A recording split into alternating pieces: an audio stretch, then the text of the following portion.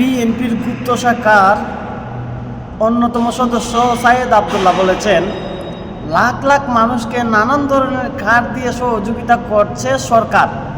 সামান্য একটু বিদ্যুৎ ও তেলের দাম বাড়িয়েছে দেখেই কারো সহ্য হচ্ছে না। মানুষ যে অত অকৃতজ্ঞ হতে পারে জানা ছিল না।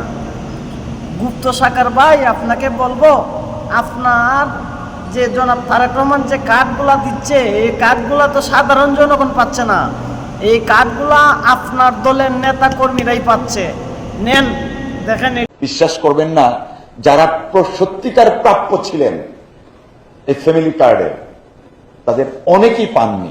কেন প্রমাণ আপনার দলের ডেপুটি স্পিকার কাউসার কামাল কি বলছে দেখেন। এই কার্ডগুলা কাকে দিচ্ছেন আপনারা দেখেন। আপনারা ওই যে